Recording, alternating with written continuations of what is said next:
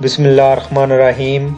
السلام علیکم دوستو، آج کی ویڈیو میں آپ لوگوں کو بتاؤں گا کہ سعودی عرب میں نئے قانون میں کارکن کے لیے ملازمت کے معاہدے جو ہیں ان کی رجسٹریشن کہاں ہوگی۔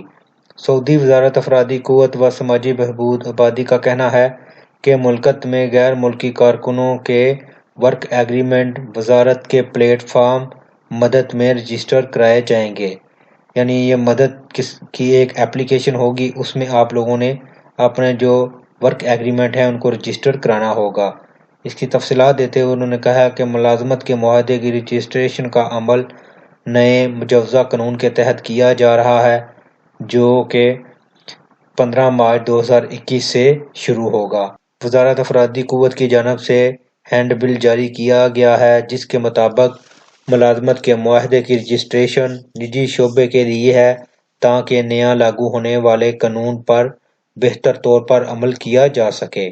ایگریمنٹ کی رجسٹریشن کے حوالے سے وزارت افرادی قوت کا کہنا تھا کہ رجسٹر کیے جانے والے ملازمت کے معاہدے کو جامع انداز میں مرتب کیا گیا ہے جس کا مقصد ملکت میں لیبر مارکیٹ کو منظم کرنا ہے۔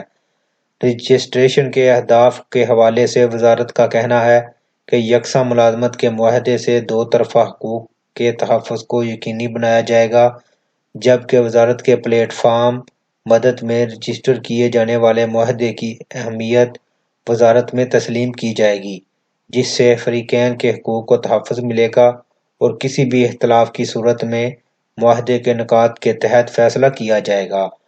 یکساں معاہدے کی ایک کاپی اجیر اور دوسری اجیر کے پاس ہوگی۔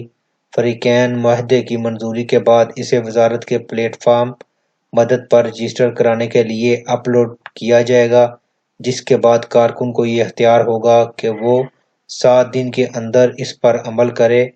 اگر مقررہ مدت کے دوران معاہدے پر عمل شروع نہ کیا جائے تو وہ ازاں خود معطل ہو جائے گا۔ اگر کارکن معاہدے کو منظور نہیں کرے گا تو اسے 7 دن کی مہلت ہوگی۔ اس دوران وہ اپنے اعتراض کے بارے میں اجیر کو یعنی اپنے کفیل یا اپنی کمپنی کو تحریری طور پر مطلع کرے گا۔